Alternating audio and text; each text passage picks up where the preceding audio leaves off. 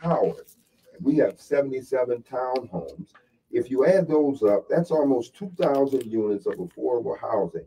That's not counting the 220 new units that we have planned for our phase two of the McCarley Garden development. And that's what we want to talk a little bit about today on today's show.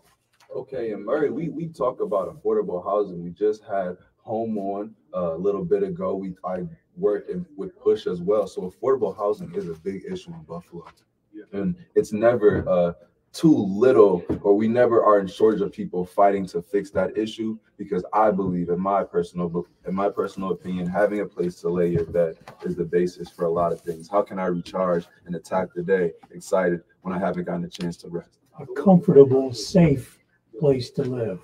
Right. Safe place to live. When we talk about affordable housing, is it for rent or is it to own? No, the housing development that Brother Norwood discussed, all of it is rental units. It's all rental units throughout the Fruit Belt, McCarley Gardens, the St. John Tower. These are all low to moderate income rental units. So we have been involved in the past in developing homes for purchase in the Fruit Belt. But our primary focus now, as we go forward, is on affordable rental units for the community, safe and affordable and in good condition, renovated in the cases of those two developments, and more to come. Yes, and there was an article in the Buffalo News on February 20th that addressed the concerns that we have as far as affordable housing is needed desperately for our community as a whole. We are sitting in the Fruit Belt, in the heart of the Fruit Belt, and we need affordable housing for people to live in that neighborhood. And one word that you use a lot that was different from maybe other organizations I've heard was safe. How much does safe, affordable housing change the culture and develop a safe community? People have to feel safe in their homes. And for example, at McCarley Gardens, we provide security. We have our own security company, and that security company monitors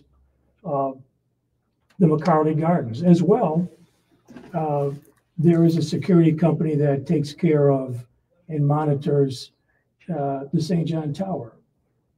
So safe in that sense. It's important for people to feel comfortable where they live.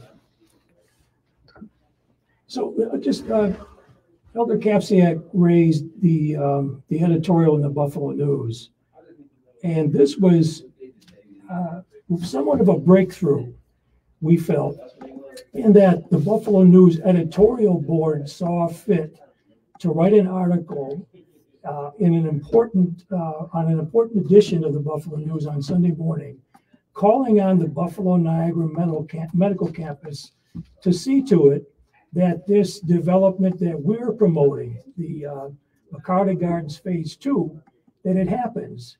More or less calling for the Buffalo Niagara Medical Campus to get out of the way and sit down and negotiate with us to make that 220 unit development happen, because the city needs it. So that was encouraging to us. Yes. We currently have a fight with Buffalo Niagara Medical Campus to build a 6 to 8 story structure that would accommodate these units, as well as ground level retail space, 100 plus parking spaces. The project would reroute North Oak Street, which intersects with Ellicott and Virginia. The medical campus concerns have manifested 3 lawsuits. 2 are procedural, and the other one is negative. 2 are procedural on procedural grounds, and the other one is pending. But there's continued opposition to the project. The medical campus is saying that we, the Buffalo Black Billion, and our 2 churches, 2 campuses in 1 village, are intruding on their footprint. But they have that all wrong. That statement is wrong and all mixed up. It's the medical campus is a medical island. The Buffalo Niagara Medical Campus is intruding on our footprint. The medical campus sits in the Fruit Belt. The Fruit Belt does not sit in the medical campus. And our two churches, our St. John Church has 97 years of divine ministry that they have provided. Another 75 years for the oldest structure built in 1874 is Gethsemane. And so they have this thing all screwed up. We have 43 blocks in the Fruit Belt. We're an economic engine. We have an investment in the medical corridor, and it's important for us to work together. That article that they're talking about indicates in the Buffalo News that we should work together, and we don't have any problems with them. We'd love to work together with them. In fact, we'd love to marry faith and medicine. We'd love to marry that if that's possible. And so what we're doing on March 8th at 3 o'clock to 5:45, we're asking the medical board and its CEO, Mr. Matt Entis, to come out and explain exactly what it is they're trying to do moving forward. We'd love to be able to work together with them, and then so that's where we're at with that. What time? 3 o'clock. Where's to the location? 5:45 at the Frank E. Merriweather Library in Jefferson and Utica Street. So I'm hearing clearly that we have an issue of corporations and faith organization in church and community having some differences about what direction they want to go. I believe that they have invested enough in our community that our community is not having a foot stake in the ground in those areas as well. And so what I'm hearing is that UB seems to think that they can probably take something what they have now and turn it into Temple University and just buy up like they did in Philadelphia and places like that there. And then next thing you know, we still have poverty going in our area. You talk about safe neighborhoods, all that there in a pocket position, and then all of a sudden we see wealth and money just going by us. And so I believe that this is a great forum to have at the Merriweather Library, March the 8th, 2024, and let them come there to explain what their vision is, because actually when it came to the Fruit Belt Coalition and the other groups there, they asked you guys, could they come in? And now it seems like when dollars are pushed out there, they want to kind of like be the big bullies on the block. So we're not having that happen. We want our community to come out, and we want you to voice your opinions. And you can also call the station here and voice your opinion as well. But enough is enough, folks. We don't make the noise now, and then our children will be hurting in the future. So I have a question as far as this forum is concerned. Is this open to the public? I'm guessing it's not closed. Yes, it is. Yes. And have the guests from EC, from Buffalo Niagara Medical Campus, have they been confirmed, or is that still some those confirmed? Is still something that you're waiting for to get kind of finalized if they're actually going to be there? A letter was sent out to their board and to the director. We are awaiting word from them as to whether or not they will or will not attend. The medical campus themselves wants to get involved without bringing anything to the table. As I said earlier, we want to work with them. We don't want any conflict or static or any hostile situation. We're not buying North Oak Street. We're actually exchanging some of our own property for North Oak Street. The medical campus is not putting up anything. And so we'd like them to come out on March 8th and explain exactly where they're at. I mean, we're open for compromise and to work together on this. And as was said, the Buffalo News editorial page indicated that the Buffalo Niagara Medical Campus should work with the Buffalo Black Billion, because affordable housing is a priority and a necessity. We are the third poorest city in the nation. And so affordable housing, as I said earlier, is in the governor's budget. She has, I believe, a $229 billion budget. The county is saying that it's a priority with what they're doing. And we're at the forefront for providing affordable housing units. We have 1,500 new affordable housing, $600 million plan for 2024. And we already have 400 units. And so we're trying to increase this and work to help enhance the life of our citizens and residents that live in East Buffalo and the Fruit Belt community. It should be said that going back to the beginning, going back a number of years,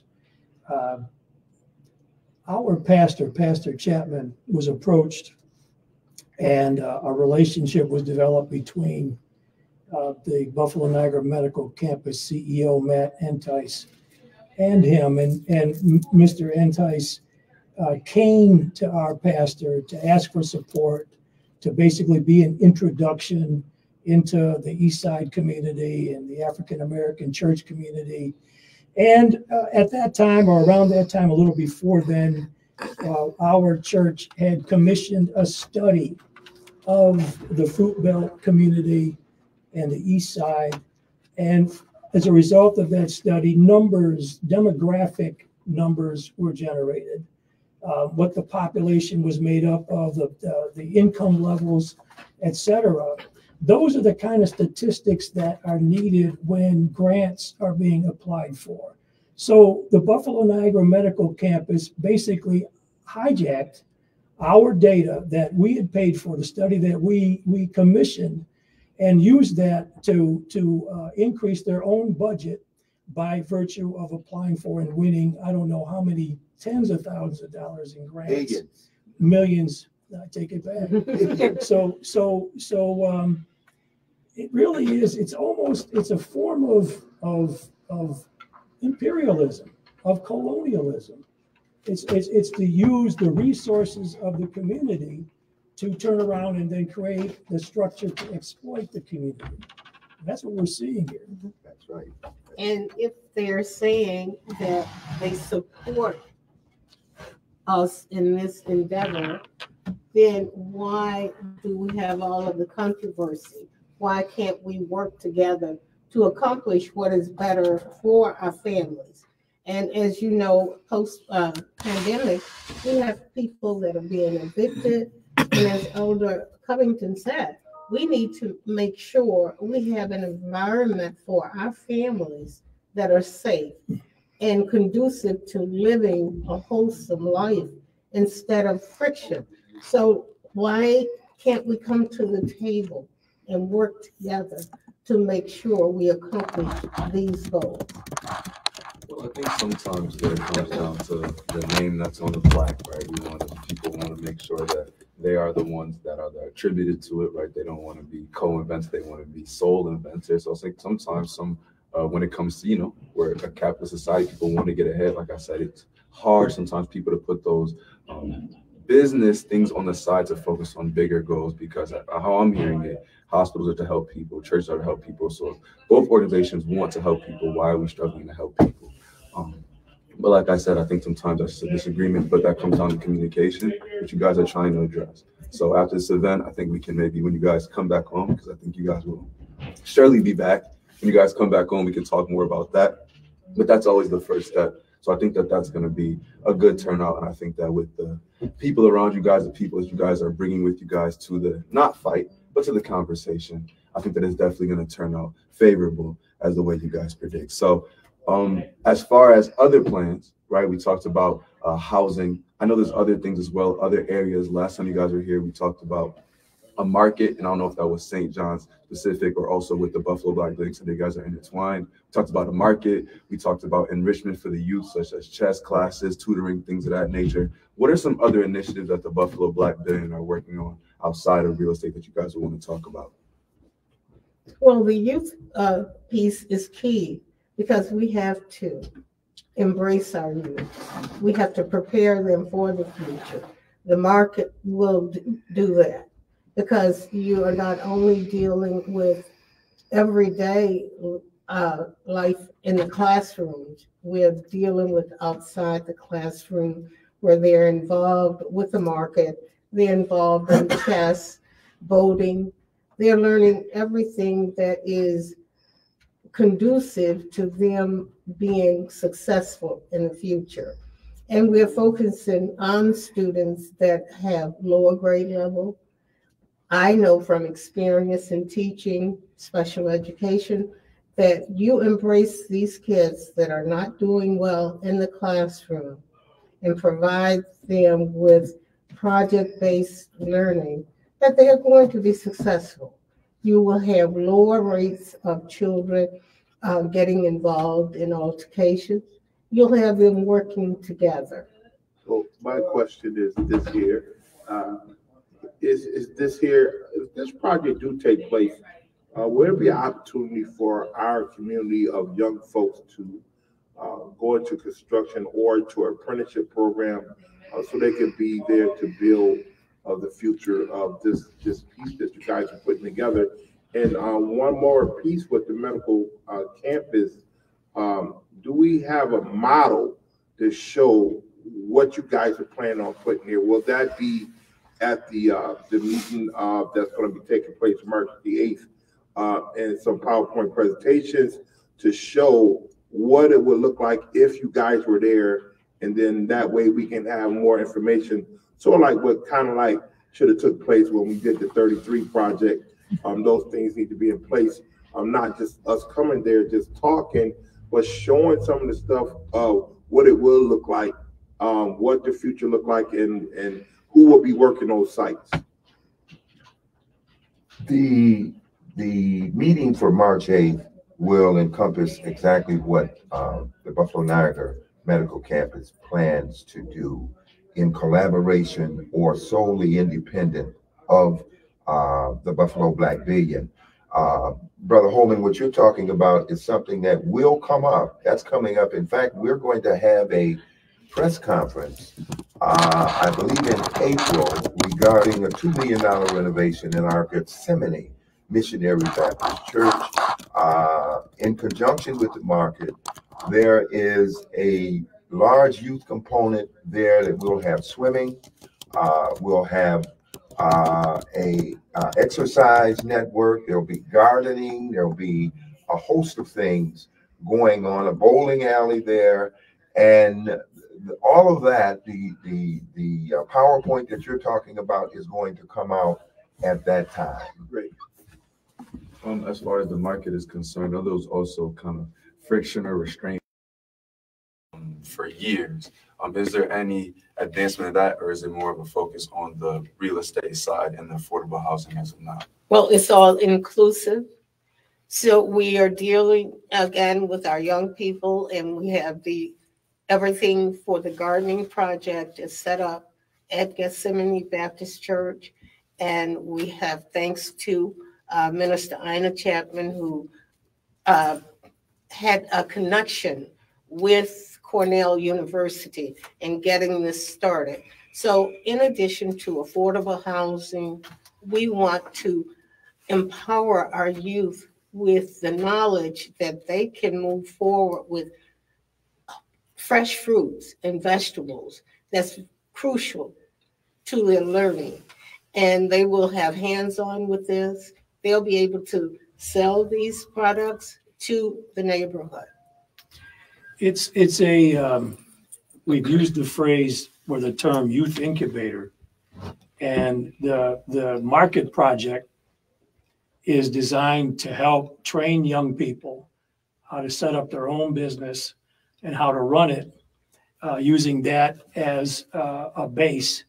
And it's connected going forward. It'll be connected with McCarley 2, the development that we're attempting and we are working toward building on a corner of the property that the church owns, adjacent to the McCarley development.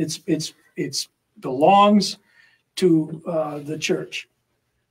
And on the bottom floor of that development, whether it's 6 or 8 stories, will be, I don't know how many thousands of square feet. 20,000. 20,000 square feet of retail space.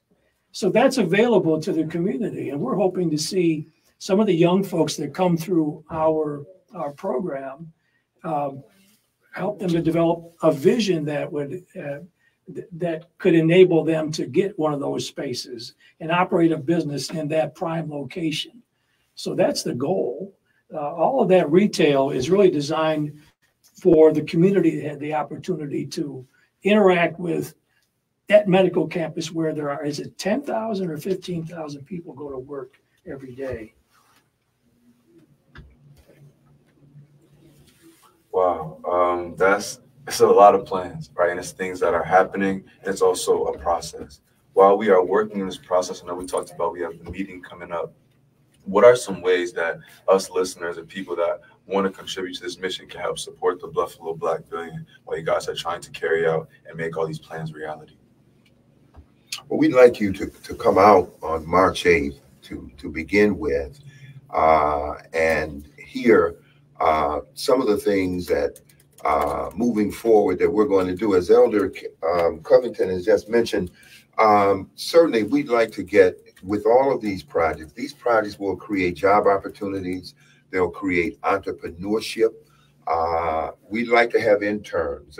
We'd like to have the very residents that live in McCarley right now. If they have families, if they have individuals that are 16 to 18 years of age, we'd like, as a part of the development, to have them to be able to take part. There are line items that are going to take place with the development: roofing, windows, doors, pre and post cleanup, culinary. A host of things are going to be available to the residents and to the people, and we'd certainly like to be able to have them involved. We put out just recently at a meeting prior at the Frankie Merriweather Library, where we asked minority contractors to submit their OSHA certifications, their insurance profiles to our weseekgod.office@gmail.com. We have in the past, with our projects, we have 77 townhomes at a cost of $22.3 million. We had almost 60% minority participation with those projects.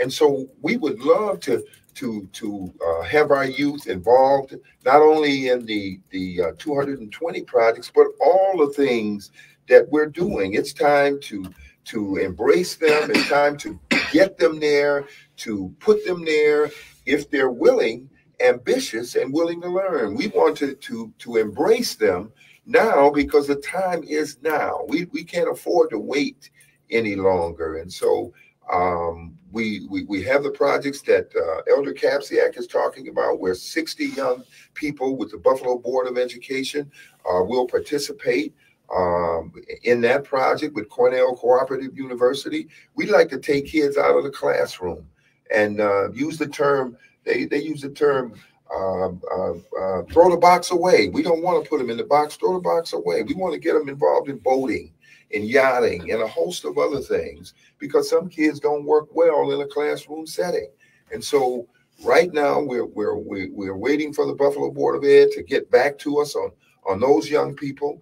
We'd like to take young people whose grade point average is not an A or B, but in fact a C, 65 or higher, and work with them, because there is potential, there's talent there, and we must cultivate that and work with that to help them become productive citizens. So we're back to the question on hand. How do we get in this mess with the medical campus and on the Black Buffalo Billions, when we all say we working together, and here we are now fighting for space and things like that there. And I believe that the negotiation was done a long time ago, and here we are now having to bring them to the table to fight some more, and especially when federal dollars and things like that they're coming into the city, and the resources that the Buffalo Black Billions is bringing. I believe you're bringing your own money into the substance projects and you getting red tape. What's up with that? I would just to address a component of this, just to make it clear, the Buffalo Niagara Medical Campus, it's not like it's equal parts. The institution of the Buffalo Niagara Medical Campus Incorporated, it's not that it's equal parts the different healthcare providers on the campus. It isn't like Roswell Park and Kaleida all have an equal voice in how the BNMC functions. And in fact, we've wondered over the last several years whether or not the leadership of those two major healthcare providers really monitors or knows about what is being done on their behalf by the CEO of the Buffalo Niagara Medical Campus. Because we can't help but think that if they clearly understood what is being proposed, that 220 units of affordable housing in the smack in the middle of the medical campus, they would not oppose it if they clearly understood what is being proposed. And I don't want to cut you off. No. We're about to head to a commercial break, so we'll be right back after the commercial break. Thank you. We're still live on Facebook. What I was attempting to write out was, are there any other specific points you guys like to highlight on? I know we're kind of just bouncing on the surface now. So are there any other areas of direction you guys want to take it? Is some of the youth programming started already? Has it already started? Well, the gardening project has been in existence now for a few years. So maybe we should talk about some of the things that people can actively connect to right now with the young people, and then go into some of the other. Because I think it makes it real for them, like how they can register their students or adults who are participating in the gardening in the market that you already have. Right, and as was stated before, we're waiting the Buffalo Board of Education to give us the go-ahead with some of the kids that are in school there. We do have some students that we are actively involved. Okay. And have we been building a list of those who would want to participate, kind of like a waiting list? We have, it was supposed to be in our office. I'll check today when I leave here to make sure that's The young ladies that we were with in the studio here the the last time. lifesavers. The lifesavers. That's what it brings to mind, the Yeah. lifesavers. Yeah, they are very interested in being involved in the project. Yeah, so maybe we should talk about some things for right now, because that's hard sometimes for people to see the future, even though we know it goes up by really quick. And see, what is so important here is the fact that we need housing like right now for our people. UFO Sports Report. And we are back to the conversation with Jim Anderson show. We are joined again by the Buffalo Black Billion as well as Murray Holman. If you want to call in and join the conversation, you can call in and ask any questions or add a comment at 716-837-1112. As we left off, we were responding to some comments about the Buffalo Niagara Medical Campus and kind of the relations and how it got to the current state, as well as some other questions that were talked about over the break. So if you'd like to finish that point, you could, or we can go ahead and move to the Well, next. just to say that again, back to the editorial in the Buffalo News. It's not an article in the news that was written by a reporter. It's the editorial board, which is made up of some of Buffalo's more powerful people. And so when they make a decision to publish an editorial calling on these two parties to come together to work it out, that's a pretty important statement. And we're saying and continue to say that we've been ready and we continue to be ready. And we really would like to see that board from the Buffalo Niagara Medical Campus and Matt Entice, the CEO, come on March the 8th to Merriweather. Okay, that sounds good. I know you had also talked about, as far as your gardening program, we were talking about a lot of plans, but there are some current things that maybe people can do. A couple weeks ago, we had some students from Burgard, and we talked about what do we need to make the classroom enticing? And they agreed. They said, we want applicable skills. We want things we can do that will translate tomorrow. I need things because we are under certain different pressures today than we were maybe back in the past. And the way that money is, you just can't go out and buy a lot of things for $1 anymore.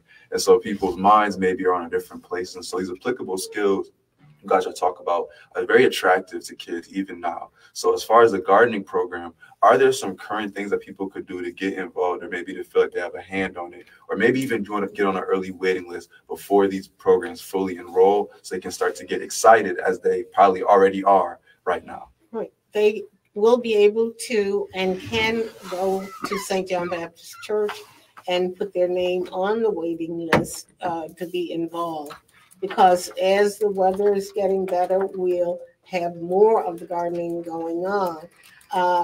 Our students that have been involved with Minister Ina with the gardening project, everyone that's been involved, adults, and this has been awesome, especially coming out of the pandemic.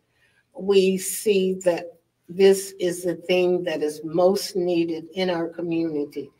Where else are they going to get fresh fruits and vegetables? And they can see themselves working to make this come to fruition. The other thing, let me add to that, you have a Lifesavers group that we had the honor and pleasure of meeting here right at WUFO. And we were so impressed with them. We brought them to meet and greet our overseer and first lady. We'd like to be able to collaborate with them and to put out over the airways and to recruit those young people who are interested in giving us some of the ideas that they have, whether it be a limousine service, whether they want to be able to participate in our network. Certainly, one of the things that adults do is they develop programs for young people without having input from those young people. And certainly we'd like to hear from them via the Lifesavers group and others, to sign them up, to get parental permission first and foremost from their parents, but to involve them in our projects at Gethsemane and our projects that are forthcoming, and to hear some of the things that they would like to do. We have chess, we have volleyball, we have the Madden games, we have a ton of things that we've done. We've even done bingo in the past. But now we want to develop entrepreneurship opportunities. We want to hear from those young people that are interested in that. Maybe there's some things that we're missing. There's some young people I understand there's businesses with coffee, with developing coffee beans and doing that sort of thing. Maybe we can have a shuttle or something from our corridor right there on Maple, where we have on the market, and have them to shuttle folk to and from. I mean, there are a ton of things out there. We don't have all the answers, but certainly we'd like to be inclusive of our young people. What are those ages? 18 through 18 years of age. 8 to 18? Yes. 8 to 18. That's a good age. So my question is to you about, you guys said you were having some feedback on the direction of the street. You said that you guys were going to yield property for the medical corridor piece there. Can you explain that to our people that's listening in? Was it going to be the street changing direction, or what? Well, what was out of that conversation? Well, the street is North Oak Street. We asked to reroute North Oak Street. The medical campus has a problem with us doing it, but in fact, it's the exact same thing that they want to do. We're not asking to buy the land. We're asking to exchange some of our property for the land. And so therein are these 3 lawsuits. 2 of them are one is pending and 2 of them are on the books. And so currently we're waiting to receive word as to how that's going to pan out. We've had 2 negative declarations. A negative declaration saying that there is no issue with the debris and all of the emissions. It won't harm the public. That was in our favor. And so the planning board ruled in our favor twice. And then the medical campus comes back again and said, well, we're going to fight it again. And so the purpose of this forum is to have them to come out and say, look, what is it going to take for you to meet us in the middle here, to compromise on this, to work together? What do you want? we're not going to give up the street. And so what are your true intentions? These are some things that we try to do in our community when we talk to young men and young ladies when they're out here in gang violence and mediation. We do these type of things, and if they can yield and say we're not going to hurt each other, how come we can't get the same response from corporate America? And that's what it's based on.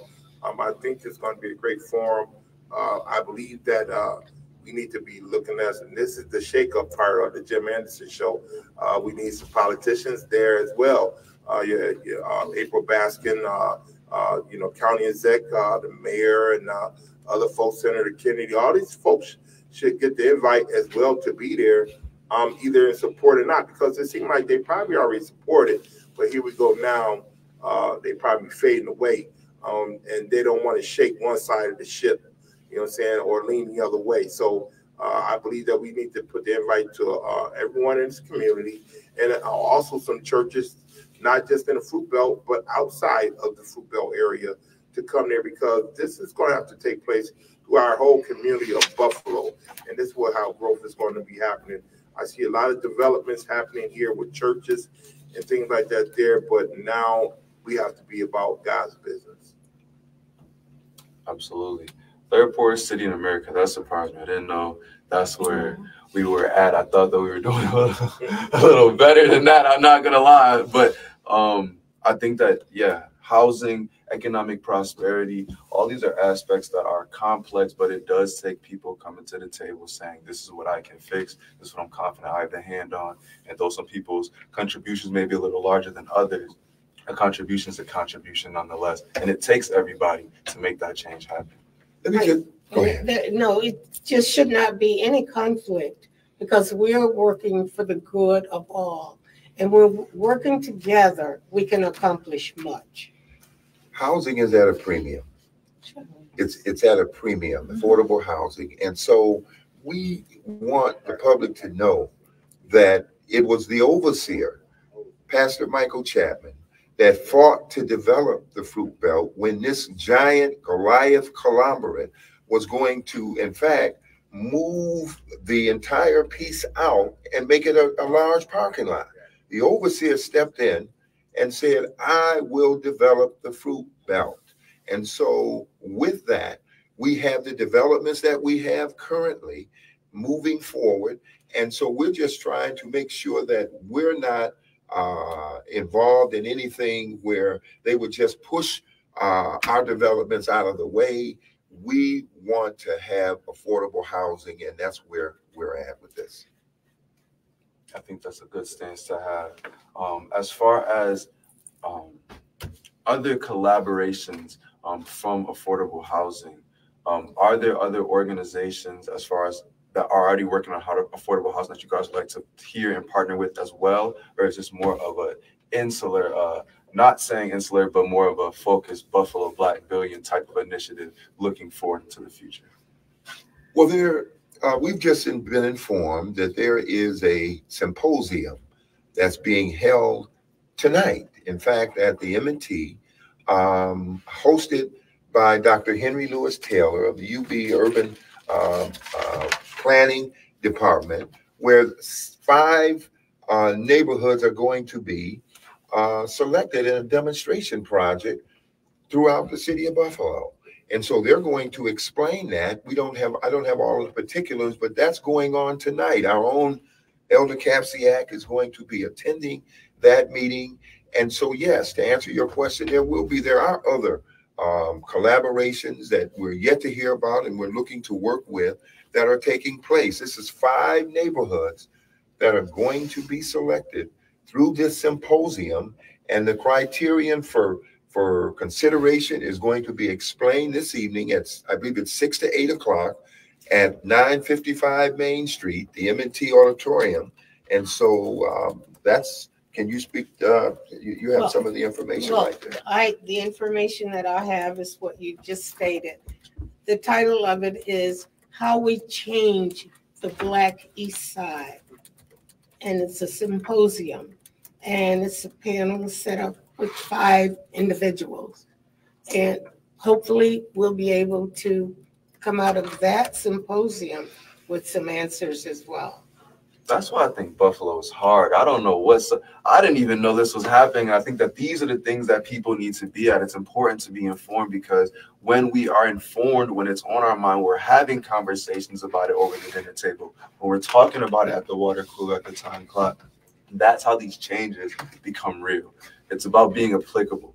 Like, I know people get home and they're tired, but if this is important, if you live on the east side, are you too tired for your livelihood? This is your rest. And so I think that it's just important to be informed, important to be listening to sources like WUFO, listening to things, listening to people, groups like this, to just hear this type of information, because I personally believe how we fight for one issue is how we fight for every issue. And like I said, third poorest city in America, if that doesn't spur you to at least look around when you're driving home, look around when you're walking home or making that commute, I think you have to look around and say, I know we can do better than this. We have done better than this, and we should be doing better than this. So I think it's just a journey that takes brick by brick, step by step, but I think this is many steps in the right direction. So we hope to hear more from you guys in the future. Are there any more particular areas you guys like to speak about? Any more important events you guys know that are coming up that you I think we should be informed about? Or just anything you guys want to say or directions you want to take it as we kind of get to the end of this interview?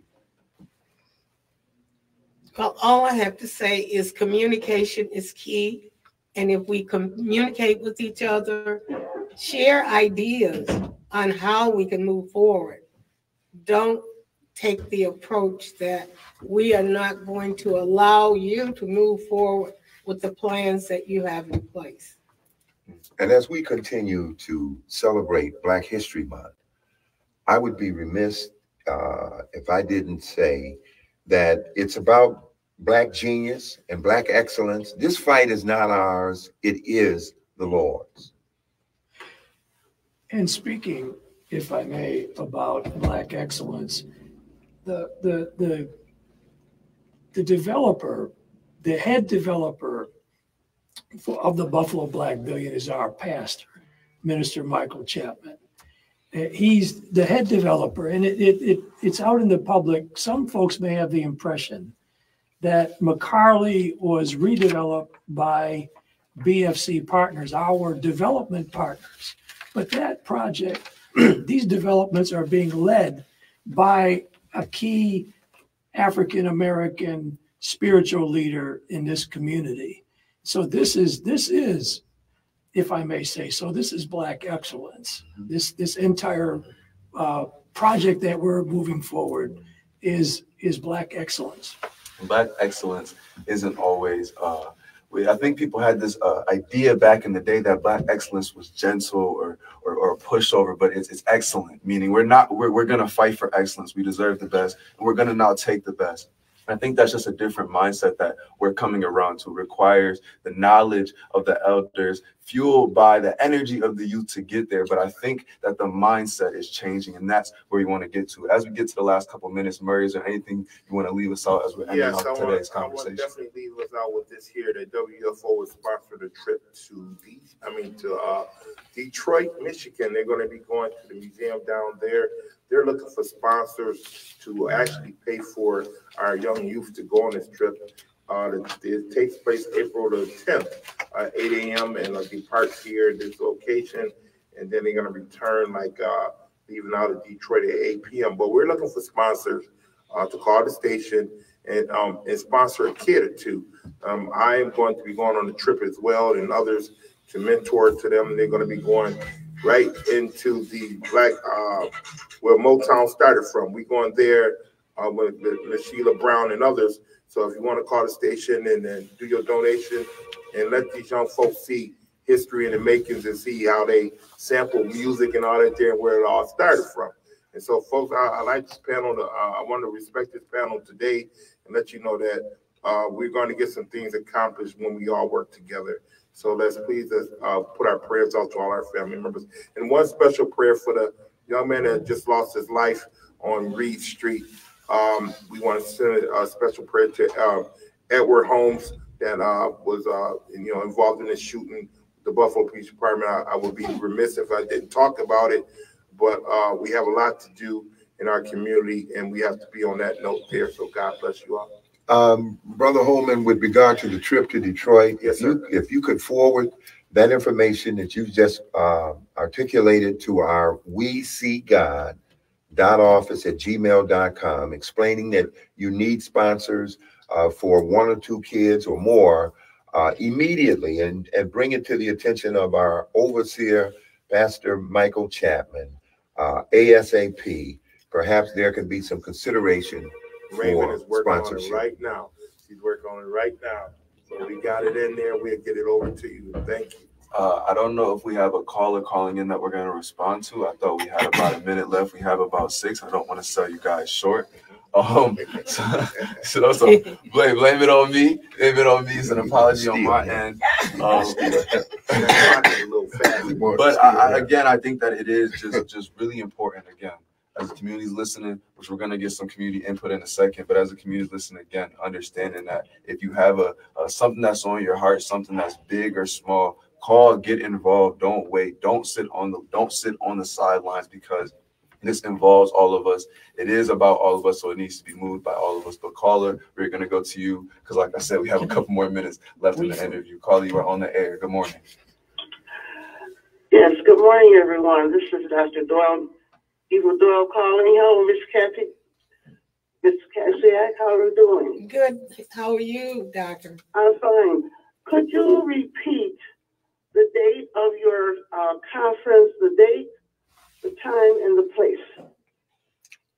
Hello? This is to be held at the Meriwether Library Okay, on March 8th, okay.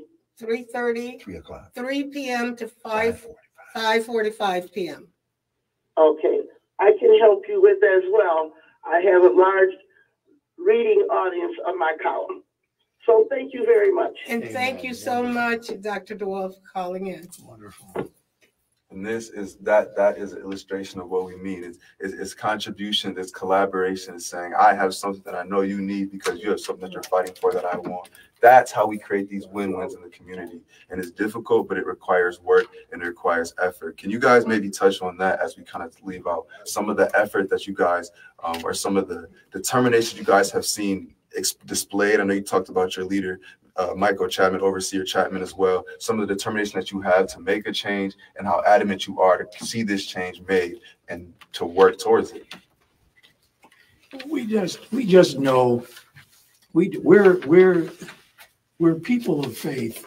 We're an institution that's rooted in faith, and we just know that God. There's nothing that God can't do. There's nothing that God is not capable of. And we've been seeing it. We've been seeing it steadily. And we have confidence and faith that God is going to create a breakthrough in this, in our ministry, in our mission of kingdom building. That's what this is. It's kingdom building. So that's the source of my enthusiasm about this entire thing. And can I just mention, can I see the mic really quickly? This one right here. I know you keep bringing up Matt from the Buffalo Niagara Medical Campus, the CEO, but another young man that I think would be a good reach out is Kiera Stevens. He is a really active person who works for the Buffalo Niagara Medical Campus, and he's been a pioneer in collaborating with organizations, and they've done quite a few projects with young entrepreneurs. And so he might be a good contact point, because what I'm seeing with the Buffalo Niagara Medical Campus is, while y'all are planning over here, new business owners don't know what they don't know. They're just going to where they think the opportunities are. And they are doing some active things down at the medical campus. And I think he's one of the leaders, and he does stuff with their diversity, DEI. Well, actually, I think he just got a promotion. He recently got a promotion, but an amazing young man. He's a man of faith. And so he would be a good connection point, I think, to connect you into some of the younger people who have those. I'll try to connect you with a phone number. Thank you. You're welcome. So now I think my time is a little more correct for my question of as we leave out some things that I just wanted to mention before I leave out and before I get what on their mind. I do want to say shout out to Jim. We are in his absence, so thank you for letting us man the mic today as well. And shout out to DJ Sean for making sure that we keep our callers and our mics sounding good. So it is thank you to all you guys for being here. And now is there anything you'd like to leave us with? Any final words as we leave out? Any maybe shout outs again? We want to shout out to Overseer Chapman for the work that he's doing. Anybody, like I said, a kind word you want to leave us with? And let's maybe target this one to the youth. Anything you want to say to the youth to keep us inspired as we continue to walk this out? Put God first, young people, in all that you do. We would hope that you would establish a personal relationship with him, that you would come to know him as we approach Resurrection Sunday. God is everything. And he brought us to this point in our lives. We made it this far by his love, mercy, grace, and favor. And so as we move forward in this life, we hope that you will discover and develop a relationship with our Lord and Savior, Jesus Christ. And to our young people, set your goals. Don't let anyone or anything interfere with what your ultimate goal is. And to always know that God is in charge and he is the one that can get you where you want to go. I second those emotions. And I thank you again. Thank you, Mom, for joining us and giving us that insight and creating that connection. We'll see you guys next week. Stay safe and God bless. Thank you, Buffalo. We want to steal him. Come on, steal him. We want to steal him.